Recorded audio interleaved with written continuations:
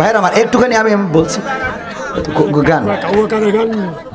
ক্ষমতায় কেউ স্থায়ী হয় না, হোক না সে হাসিনা কিবারে না, সে আরটা চিরকাল থাকে না।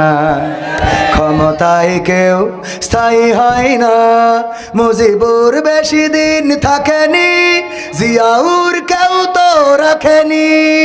মুজিবুর বেশি দিন থাকেনি, জিয়াউর কেউ তো রাখেনি। এরশাদ চলে গেছে পৃথিবী ছেড়ে, এরশাদ চলে গেছে পৃথিবী ছেড়ে, কেউ আজ তার কথা কয় না।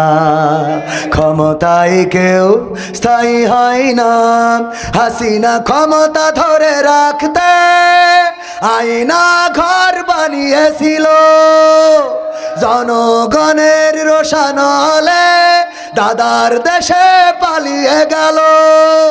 হাসিনা ক্ষমতা ধরে রাখতে আয়না ঘর বানিয়েছিল, জনগণের রোশানলে দাদার দেশে পালিয়ে গেল। ডিবি হারুনের পাশে আর, ডিবি হারুনের পাশে আর পরিমণিদের দেখা যায় না। ক্ষমতায় কেউ স্থায়ী হয় না, হোক না সে হাসিনা কিবারে না, সে আরটা চিরকাল থাকে না। ঠিক না বে ঠিক? গান মানে গান শোনাবো না হজ শোনাবো না হজের হক আদায়? আজকে যে আয়াতটা নিয়ে কথা বলতে চাইলাম, এই আয়াত আমরা পড়ি কোথায়? কবরে। এই আয়াত নিয়েও যদি কথা বলি তাও 2 ঘন্টা লাগবে। তো শর্টকাটে বলি, এই আয়াত কবরে পড়ার জন্য না, এই আয়াতের পরে অবিচার করেন, এই আয়াতের পরে অবিচার করা হয়, জুলুম করা হয়। এই জুলুম কি আপনারা করতে রাজি আছেন? যদি না থাকেন তাইলে আজকে জুলুম করা হবে না কোন জায়গায় পড়লে সেটা কি শিখাই দেব? শিখবেন? শিখবেন? ওগো আমার ভাইয়েরা, ওই যে প্রথমেই উদাহরণ দিয়েছিলাম, যে বিয়ে করেছে তার বিয়ে সম্বন্ধে সাবধান করে লাভ নাই, যে করে নাই তারে সাবধান করা দরকার। এই আয়াতটা প্রথমে নাজিল হয়েছিল মুসা আলাইহিস সালামের উপরে, ফিরাউনকে বলে শোনানোর জন্য। আল্লাহ বললেন, যাও মুসা, যে শিগগিরই ফিরাউনরে শান্ত করো, তারে থামাও, কারণ সে বাউন্ডারি ক্রস করেছে, সে এত জুলুম শুরু করেছে, তারে সাবধান করো। মুসা আলাইহিস সালাম বললেন, কি করে সাবধান করব? তারে তুমি বলবা আমি নবী, আল্লাহর তরফ থেকে এসেছি, আল্লাহ যদি না মানে তাইলে তুমি হাতের লাঠি ছেড়ে দিবা, সাপ হয়ে যাবে। যদি না মানে বগলের নিচ থেকে হাত বের করবা, আগুন ঝমকাবে। যদি তাও না মানে তাইলে তারে নরম করে বুঝাবা, সফটলি তারে শোনাবা। মিনহা খলাকনাকুম, পড়েন, মিনহা খলাকনাকুম ওয়া ফিহা নুঈদুকুম ওয়া মিনহা নুখরিজুকুম তারাতান নুখরা।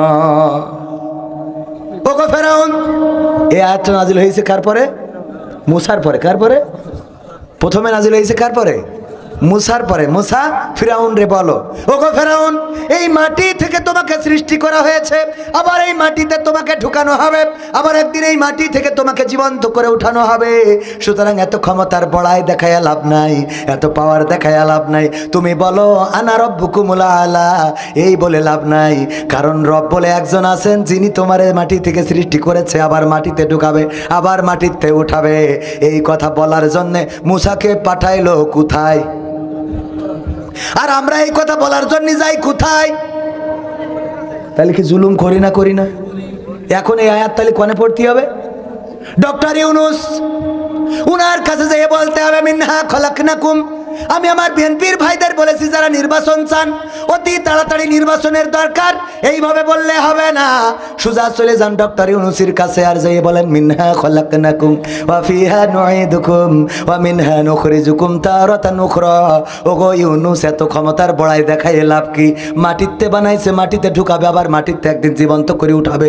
সুতরাং তোমার দায়িত্ব হলো নির্বাচন দেওয়া, আগে নির্বাচন দিয়ে তাড়াতাড়ি করে সিয়াস ছাড়ো। কথা বোঝা গেছে তো? কোনে পড়তে হবে?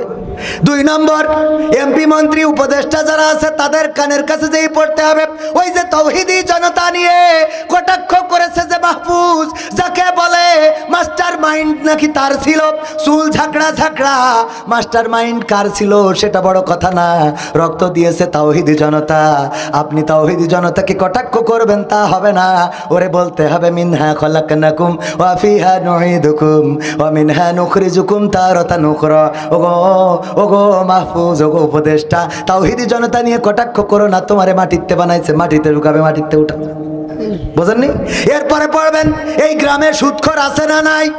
সুদখোর যে তার কাছে যেয়ে বলবেন, ওগো চাচা, মিনহা খলাকনাকুম ওয়া ফিহা নুঈদুকুম ওয়া মিনহা নুখরিজুকুম তারাতান উখরা। সুদ খাও, লাভটা কি? মাটিতে বানাইছে, মাটিতে ঢুকাবে, মাটিতে উঠাবে, আল্লাহর সামনে দাঁড় করাবে। সুতরাং এই সুদ খাওয়া ছেড়ে দাও। তার সুযোগ আছে না নাই? তারে নসিহত করলে সে ফিরে থাকার সুযোগ আছে না নাই? এরপরে আমার যুবকেরা, 14 তারিখ লাইলাতুল ফেব্রুয়ারি, যেই মেয়েটা ফোন করে বলবে, কি ব্যাপার, তুমি কখন বাইক নিয়ে আসবে? আমি তোমার বাইকে চড়িয়ে মন্টু মিয়ার বাগান বাড়ি যাব। বলবেন, মিনহা খলাকনাকুম ওয়া ফিহা নুঈদুকুম ওয়া মিনহা নুখরিজুকুম তারাতান উখরা। ওগো নায়িকা, এই মাটিতে তোমারে বানাইছে, আবার একদিন মাটিতে ঢুকাবে, আবার একদিন এই মাটি থেকে আল্লাহ তোমারে জীবন্ত করে উঠাবে। সুতরাং ভয় করো সেই আল্লাহর, যে আল্লাহর সামনে দাঁড়াতে হবে। তোমার আর আমার বিয়ে না হওয়া পর্যন্ত মোটর সাইকেলে নিয়ে গিয়ার দেয়া যাবে। কথা কি বোঝা গেছে? ভাবি যদি বলে, স্বামী আমার যেমন তেমন, দাঁড়াই আমার মনের মতন গো। দাঁড়া বলবে, ওরে বউ আমার যেমন তেমন, ভাবি আমার মনের মতন। বলবে? এই কথা বলবে না। যদি কোনো ভাবি বলে, ওগো দাওরা, তোমার তো বড্ড ভালো লাগে, তোমার ভাই বিদেশে, আমারে খোঁজ নাও না কেন? বলবেন, মিনহা খলাকনাকুম ওয়া ফিহা নুঈদুকুম ওয়া মিনহা নুখরিজুকুম তারাতান উখরা। ওগো ভাবি, কেন চিন্তা করো না? এই মাটি থেকে আল্লাহ বানাইলো, আবার মাটিতে আল্লাহ ঢুকাবে, আবার এই মাটি থেকে আল্লাহ একদিন জীবন্ত করে উঠাবে। সুতরাং ওগো ভাবি, তোমার সাথে আমার এই কথা চলবে। বোঝা গেছে? আবার ভাবিও বলবে, যদি কোনো দেওরা বলে, ভাবি, ভাবি কেমন আছেন ভাবি? আরে পাকামো ভাবি, এক গ্লাস পানি খাওয়ানো যাবে? কি বলছেন আপনি? পানি কেন বলছেন? আমি একটু বসেন, আমি শরবত করে দিচ্ছি। আরে শরবত আওলা। এইবার শরবত বানাই, লেবু টিপেস, তাই এত টিপা মোটা নেই রস, আরো টিপার কারণে ওর গায়ে যা রক্ত পানি ছিল সব ঝাড়িয়ে দিয়েছে, এবার তিতেই গেছে। লবণ দিতে যাইয়ে আবেগে 1 চিমটির জায়গায় 3 চিমটি মেরিয়ে দিয়েছে। তিতে আর লবণ মিলে মনে হচ্ছে এর থেকে গু ঘুলাই খাওয়া ভালো। ওইটা খায় আর ভাবি জিজ্ঞেস করে, শরবতটা কেমন হয়েছে বলেন তা? ভাবি, এক্সিলেন্ট। আরে পাম, কথা কয় না। এই পাম দেয় বলে ভাবির আবার চিন্তা করে, আমার দেওরা কি মানুষ, আল্লাহ আমারে কয়, ভাবি আপনার চেহারা দেখলে না আমার আসলে পানি ঠিসে লাগে না। এই যে বলে, ও দেখে যে আমার স্বামী কোনোদিন এই কথা বললো না। এই জন্যে আমি বলি যে, আমার ভাইয়েরা যারা বিয়ে করেছেন, আপনার বোর যদি দাঁত উঁচুও হয়, আপনি বলেন তোর এই দাঁত উঁচু বলি ভাল লাগে বেশি। বোঝেননি? এ কথা বলা যাবে না। বলবেন, তুমি আমার আলকাতরা সুন্দরী। অসুবিধা আছে? কালো মানুষ হইলে, কালো মানুষ বানাইছে কে? আল্লাহ। বলবেন, তুমি আমার আলকাতরা সুন্দরী, তোমারে পাওয়ার পরে আমার জীবন ধর। ভাল না লাগলেও বলেন। এই কথা বললেও আর দেওরার কথা শুনবে না, কারণ এই বলেন না বলেই তো আর এক জায়গায় বাইর মারে, কথা কয় না।